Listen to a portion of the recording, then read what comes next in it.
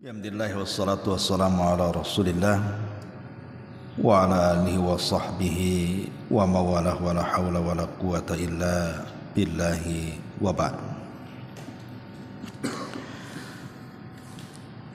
Baik, kita lanjutkan kajian kita, masih membahas kitab Al-Usul Ats-Tsalatsah, dan kita masuk pada halaman ke-8, poin kedua. Ats-tsaniyatu, poin kedua,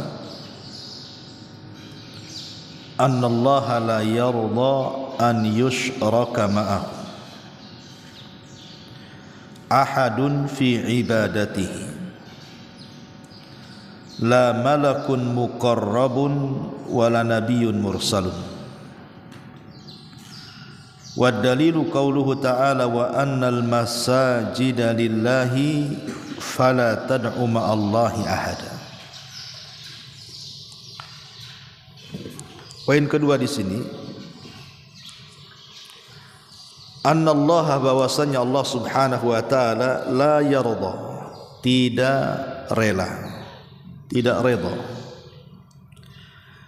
an yusyraka, untuk disekutukan, ma'ahu, bersamanya, ahadun, siapapun, fi ibadatihi, dalam peribadatannya.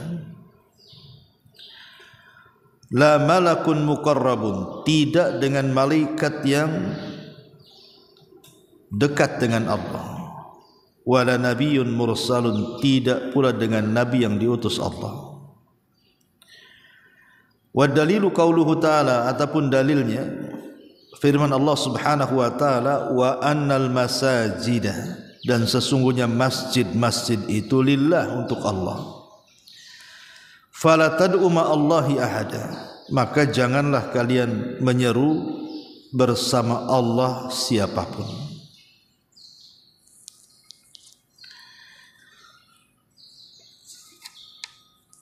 Pada minggu yang lalu,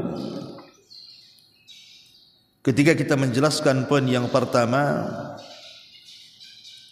bahwa Allah Subhanahu wa taala telah menciptakan kita, memberikan rizki kepada kita, dan tidak meninggalkan kita sia-sia. Bukti bahwa tidak meninggalkan kita sia-sia adalah dengan diutusnya Rasul kepada kita. Maka barang siapa yang mentaati Rasul, maka dia masuk surga, dan siapa yang bermaksiat kepada Rasul, dia masuk neraka. Maka poin yang kedua ini menjelaskan tentang lawan daripada tauhid. Apa itu? Kesyirikan. Bahwa Allah Subhanahu wa taala tidak rela untuk disekutukan. Dari sini kita tahu bahwa seagung-agungnya perintah adalah tauhid, dan sebahaya-bahaya larangan adalah syirik. Jadi tidak ada perintah yang lebih agung melebihi tauhid, dan tidak ada larangan yang lebih bahaya melebihi syirik. Kata mu'allif rahimahullahu ta'ala di sini, Allah tidak rela, Allah tidak redha untuk disekutukan dalam peribadatannya, tidak dengan malaikat, tidak juga dengan nabi. Kalau Allah Subhanahu wa taala tidak mau dibandingkan atau disekutukan dengan para malaikat, karena malaikat bagian daripada makhluknya, ataupun dengan nabi juga sama, dengan para nabi, karena para nabi juga termasuk makhluknya. Makanya Allah dengan tegas, wa annal masajida lillahi fala tad'u ma'allahi ahada, dan masjid-masjid itu milik Allah, jangan berdoa bersama Allah siapapun. Kenapa di sini muallif hanya mencontohkan satu ibadah dalam suratul Jin ayat 18, mencontohkan tentang doa? Bukankah kesyirikan itu bukan hanya di bab doa saja? Di bab nazar juga bisa syirik ketika bernazar kepada selain Allah. Kemudian juga di bab al-khauf war raja. Ketika kita takut kepada selain Allah, mengharap kepada selain Allah, juga kesyirikan. Atau salat diberikan kepada selain Allah, pokoknya sesuatu yang khusus bagi Allah, apabila diselewengkannya berarti telah menyekutukan Allah dengan kesyirikan yang besar. Lah disebutkannya satu contoh oleh pengarang tentang doa kepada selain Allah, padahal kesyirikan itu bukan hanya di bab doa, karena doa itu mencakup semua ibadah. Jadi doa itu mencakup seluruh atau semua ibadah yang diperintahkan Allah. Dan doa itu terbagi dua. Ada yang disebut dengan doaul ibadah. Itulah yang disebut dengan rutinitas. Ketika habis sholat fardu ada namanya wirid zikir, itu ada doanya juga di situ. Kemudian ketika kita mau tidur, bangun tidur, masuk WC, keluar WC, mau keluar rumah, masuk rumah, itu kan semua ada doanya. Lah doa-doa yang bersifat rutinitas itu disebut doaul ibadah. Dan semua ibadah itu mengandung doa, karena minimalnya ketika seseorang itu melakukan sesuatu dalam bentuk ibadah, pasti dia menghendaki ibadahnya diterima. Pasti dalam ibadahnya ingin mendapatkan pahala dan ingin mendapatkan balasan, dan itu bagian daripada doa. Makanya tidak ada satupun ibadah kecuali ada doanya di situ. Minimalnya minta supaya ibadahnya diterima. Dan yang kedua ada namanya doaul masalah, doa yang ketika kita banyak masalah, masalah ekonomi, kita berdoa supaya dimudahkan ekonominya, masalah kesehatan ketika sakit, mudah-mudahan Allah sembuhkan penyakitnya, masalah masalah-masalah keluarga, masalah-masalah tetangga dan begitu seterusnya, maka kita meminta kepada Allah untuk diselesaikan dan diurai masalahnya. Intinya bahwa di sini muallif rahimahullahu taala ingin menjelaskan kepada kita tentang bahaya syirik. Tentang bahaya syirik. Pertama, bahaya syirik itu bahwa syirik itu sebesar-besarnya dosa besar. Tidak ada dosa yang paling besar melebihi syirik. Dan itu pernah ditanyakan kepada Nabi sallallahu alaihi wasallam kan. Rasul, akbarul kabair, dosa yang paling besar itu apa? Maka Nabi SAW kemudian menjawab, asyirku billah, kesyirikan kepada Allah subhanahu wa ta'ala. Ini yang pertama.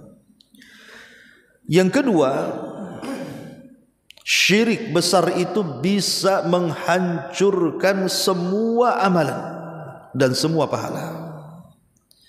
Sebagaimana firman Allah subhanahu wa ta'ala, la in asyrakta la yahbatanna amaluka wa la takunanna minal khasirin. Jika engkau melakukan kesyirikan wahai Muhammad, hancur lebur amalanmu dan engkau termasuk orang-orang yang rugi. Kemudian yang ketiga, syirik ini mengeluarkan pelakunya dari Islam. Syirik ini mengeluarkan pelakunya dari Islam. Jadi kalau orang terjerumus kepada syirkul akbar, maka dia secara otomatis keluar dari Islam. Karena rukun Islam itu yang pertama 2 kalimat syahadat kan. Kalau sampai kemudian dia melakukan kesyirikan, berarti membatalkan rukun Islam yang pertama. Makanya orang yang melakukan kesyirikan dipastikan keluar dari agamanya, sadar ataupun tidak. Kemudian yang keempat, orang-orang yang melakukan kesyirikan itu, maka kalau dia dimasukkan ke dalam neraka, maka akan dikekalkan di dalamnya. Allah mengatakan, la in asyrakta wa man yusyrik, gimana ayatnya itu? Faqad habita amaluhu wa huwa gimana, lupa saya ayatnya. Tapi yang jelas bahwa orang-orang yang masuk ke dalam neraka dan dia mati dalam kondisi syirik, maka dia akan dikekalkan di dalamnya. Wa man yusyrik billahi faqad harramallahu alaihil jannah wa ma'wahumun nar wa ma lidh-dhalimin min ansar. Jadi barang siapa yang melakukan kesyirikan maka diharamkan masuk surga. Ketika Allah katakan diharamkan masuk surga berarti tempatnya di neraka. Dan selamanya dia akan dikekalkan di situ dan tidak akan pernah keluar dari neraka. Itu orang yang melakukan kesyirikan. Dan banyak lagi tentang bahaya syirik. Itu yang paling besar. Merupakan dosa yang paling besar. Kemudian menggugurkan semua amalan, kemudian dikeluarkan dari Islam, dan kalau masuk neraka dikekalkan dan tidak akan pernah keluar. Pertanyaan pun muncul, kenapa terjadi kesyirikan dan kapan terjadinya? Kalau kita melihat sejarah dari zaman Adam alaihi salam ke zaman Nuh itu belum terjadi kesyirikan. Dari zaman Adam ke zaman Nabi Nuh itu belum terjadi kesyirikan, dan kurun waktunya itu asyara qurun, 10 abad. Berarti 1 abad itu 100 tahun. Berarti kalau 10 abad 1000 tahun. Jadi jarak Nabi Adam ke Nuh itu 1000 tahun. Itu tidak ada kesyirikan. Pembunuhan ada, Qabil membunuh Habil. Perzinahan, musik dan yang semacamnya itu ada di zaman Nabi Sith. Tetapi kesyirikan tidak ada. Betul-betul mereka itu masih menyembah Allah Subhanahu wa taala. Baru terjadinya kesyirikan pertama di dunia ini di zaman Nabi Nuh. Jadi zaman Nabi Nuh itu ada sebuah kaum yang mereka sangat mencintai orang-orang soleh. Di antara nama-nama orang soleh itu disebutkan dalam Al-Quran, La tadarunna waddan wala suwa'an wala yaghutha wa ya'uqa wa nasra. Ada 5 orang soleh. Pertama Wad, itu orang tuanya. Kemudian Suwa, Yaghus, Ya'uq dan Nasr itu anak-anaknya. Jadi Wad ini orang soleh yang sangat dicintai di zaman itu, karena memang di zaman fatrah tidak ada kenabian. Jadi nabi yang dulu hilang, nabi yang akan datang belum muncul. Yang ada hanyalah para penerus para nabi, orang-orang soleh. Lah masyarakat di zaman itu sangat mengagungkan keluarga Wad. Tetapi kemudian Allah Subhanahu wa taala takdirkan Wad meninggal dunia. Kemudian estafet dakwahnya diambil oleh anak sulungnya, Suwa. Tapi Allah takdirkan Suwa pun meninggal dunia. Kemudian Suwa meninggal dunia digantikan adiknya namanya Yagus. Tapi Yagus pun kemudian meninggal dunia. Yagus meninggal dunia, kemudian digantikan estafet dakwahnya oleh Ya'uq. Tapi Ya'uq juga meninggal dunia, kemudian diganti yang terakhir, yang si bungsu namanya Nasr. Tapi Allah takdirkan Nasr pun meninggal dunia. Maka setelah kemudian orang-orang soleh ini meninggal dunia dari satu keturunan Wad ini, maka kaum tersebut pun kehilangan sosok yang mereka kagumi dan mereka cintai. Disinilah iblis yang selama ini menanti-nanti waktu kapan bisa menggoda manusia untuk melakukan kesyirikan, ada kesempatan. Akhirnya kemudian iblis menjelma seperti orang soleh, kemudian mempengaruhi kaumnya Wad Yagus itu agar mereka mengenang kebaikan dan jasa mereka, supaya bisa bernostalgia dengan mereka. Dengan cara apa? Dibisikkan was-was oleh setan agar kaum Wad itu membuat berhala, membuat patung, dibentuk dengan rupa dan wajah mereka, kemudian ditempatkan di satu tempat khusus yang kapan-kapan bisa dikunjungi. Ma'asyiral muslimin, ikhwah fillah yang memuliakan Allah Subhanahu wa taala, setelah kemudian mereka terkena waswas, betul mereka membuat patung. Jadi patung itu dimiripkan dengan keluarga Wad. Kemudian setan mengatakan, kenapa aku suruh kalian membuat patung? Supaya kalian terangsang beribadah. Tuh lihat niatnya setan itu kadang-kadang dibungkus dengan ibadah tuh. supaya kalian terangsang ibadah. Kalau dia melihat patung-patung Wad Suwa itu, teringat dengan kebaikan keluarga Wad Suwa, akhirnya mereka pun bersedekah, mereka pun memperbaiki ibadah, dan begitu seterusnya. Itu generasi awal tidak tahu maksudnya iblis untuk membuatkan berhala. Generasi pertama meninggal, datang generasi kedua. Generasi kedua meninggal, datang generasi ketiga. Entah berapa generasi kemudian setan datang dan mengatakan, saya loh hidup di zaman bapak, kakek dan moyang kalian. Kalian tahu nggak maksud mereka membuat patung itu? Ya namanya orang generasi yang tidak paham, mereka nggak tahu. Maka setan pun mengajarkan syirkul wasilah, syirik menggunakan wasilah. Apa itu? Menyembah Allah lewat perantara patung-patung itu. Ma na'buduhum illa liyuqarribuna ilallahi zulfa. Kami tidak menyembah mereka, kami tidak menyembah Allah kecuali lewat mereka. Maksudnya lewat orang-orang yang sudah mati, supaya bisa mendekatkan diri kepada Allah sedekat-dekatnya. Berhasil. Akhirnya kemudian generasi itu mulailah mereka menyembah berhala. Pada awalnya tidak menyembah berhala, ya menjadikan berhala itu sebab untuk menyampaikan tujuan mereka kepada Allah, tapi lama-lama disembah. Begitulah kesyirikan. Ya tentu iblis sangat bahagia karena selama ini belum ada anak turunan Adam yang bisa disesatkan sampai ke taraf syirik kecuali di zaman Wad. Mulailah tersebar kesyirikan di mana-mana. Orang banyak menyembah berhala. Disinilah Allah utus Nuh alaihi salatu wassalam untuk memberantas mereka semuanya.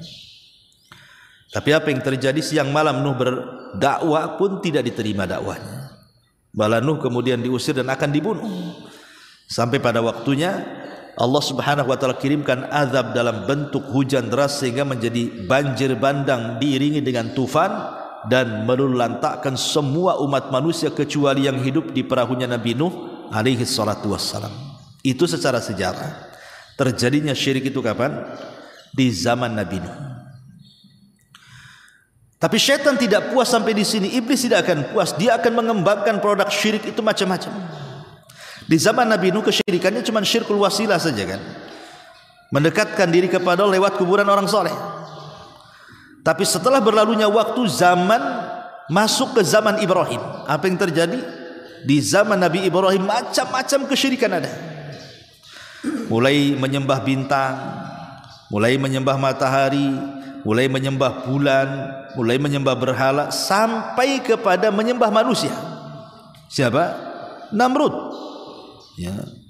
Namrud merasa dirinya Tuhan, sehingga dia mengatakan ana uhyi wa umit. Saya bisa menghidupkan dan mematikan, kata. Dia merasa dia sanggup menghidupkan dan mematikan, padahal dia tidak sanggup.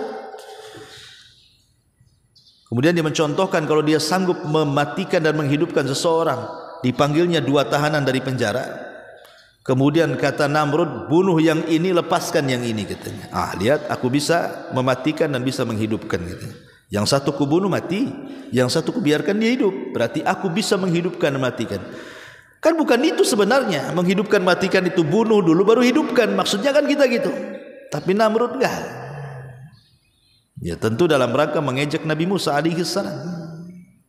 Mengejek Nabi Ibrahim alaihi salatu wassalam. Maka Ibrahim cerdas. Dia tidak melanjutkan kata-kata itu, tapi dia membuat tema baru. Karena masalah yang pertama urusan darah bahaya. Maka dia pun membuat tema baru. Baik, Rabbku menjalankan matahari dari arah timur, kemudian dia terbenam ke arah barat. Sekarang wahai Namrud, lakukan seperti itu. Balik matahari kalau kau sanggup. Wa buhital ladzi kafar. Maka orang kafir pun terdiam. Lah hilang masa Ibrahim alaihi salatu wassalam sampai ke masa jahiliyah. Mendekati Nabi kita Muhammad sallallahu alaihi wasallam. Apa yang terjadi? Kesyirikan makin merajalela, merebak di mana-mana, sampai diutusnya Nabi sallallahu alaihi wasallam untuk memberantas kesyirikan. Diturunkannya Al-Quran juga untuk memberantas kesyirikan. Karena dosa syirik itu dosa yang paling bahaya, dosa yang tidak akan pernah diampuni selamanya sampai dia bertobat kepada Allah Subhanahu wa taala. Maka di sini Allah tidak akan redha selamanya an yushraka ma'ahu ahadun fi ibadatihi, untuk disekutukan bersamanya siapapun dalam peribadatannya, tidak dengan malaikat yang mendekatkan diri kepada Allah, tidak pula dengan nabi yang diutus oleh Allah Subhanahu wa taala. Karena di zaman jahiliyah, orang-orang jahiliyah menganggap malaikat itu banatullah, anak-anak putri Allah. Jadi kalau Yahudi menganggap Uzair anak Allah, Nasrani mengatakan Isa anak Allah, orang musyrik Arab mengatakan malaikat putri Allah. Dan mereka telah berdosa dengan kata-katanya. Laqad kafara alladziina qalu innallaha tsalitsu tsalatsa. Sungguh telah kafir orang yang menyatakan Allah satu di antara tiga. Dan itu akidahnya orang-orang Nasrani, kan itu ya. Nah di sini Nabi SAW, Allah Subhanahu wa taala berfirman, wa annal masajidi lillah fala tad'u ma'allahi ahada. Di zaman Rasul kesyirikan mulai berkembang juga kan. Bagaimana syirik itu sampai kepada masalah tangkal, jimat-jimat, diyakini ini itu kan. Seperti hadis Imran ibn Husain ketika ada seorang laki-laki memakai gelang. Kata Rasul, apa gelang apa itu? Ini dari kuningan wahai Rasul. Kata Rasul, itu apa? Oh, saya ini punya penyakit lemah, biar kuat saya pakai ini gelang ini. Kata Rasul, buang gelang itu. Inziha fa innaha la taziduka illa wahnan. Buang gelang itu karena tidak akan menambah kepadamu kecuali kelemahan. Wa imitta wa hiya 'alaika ma aflahta abada. Kalau engkau mati dan gelang itu masih ada di tanganmu, maka engkau tidak akan beruntung selamanya. Artinya apa? Di zaman Rasul mulai berkembang kesyirikan, mulai masuk ke tangkal-tangkal, ke jimat-jimat, ke kelinikan. Di zaman sekarang meningkat kesyirikan sampai tingkat menyembah uang, menyembah dinar, menyembah dirham, menyembah busana, dan begitu terus. Jadi kesyirikan itu mudah menyebar dan akan terus menyebar.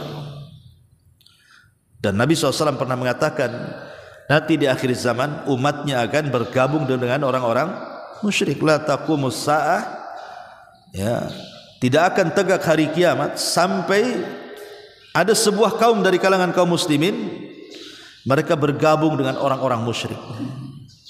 Dan sekaranglah zamannya di mana yang melakukan kesyirikan itu justru orang yang mengaku dirinya muslim. Yang menjadi dukun KTP-nya muslim, yang datang ke dukun KTP-nya muslim, ya, yang jual jimat juga KTP-nya muslim, yang beli jimat juga KTP-nya muslim, yang dikubur di kuburan seorang muslim, yang datang meminta-minta kuburan juga seorang muslim. Jadi apa bedanya? Bahkan kesyirikan di zaman sekarang lebih parah dibandingkan kesyirikan di zaman dulu, seperti yang sudah kita pelajari dalam kitab Qawaidul Arba kan. Nah di sini hanya menekankan dalam kitab Ushul Tsalatsa bahwa Allah tidak redha untuk disekutukan dengan siapapun, tidak dengan malaikat, tidak dengan nabi, apalagi orang-orang yang dianggap wali, apalagi tidak jelas kewaliannya, tentu lebih parah lagi. Inilah poin yang kedua dari Ushul Tsalatsa. Wallahu alam. Sampai di sini saja. Subhanaka wa bihamdika asyhadu an la ilaha illa anta astaghfiruka wa atubu ilaik. Allahu taala alam. Assalamualaikum warahmatullahi wabarakatuh.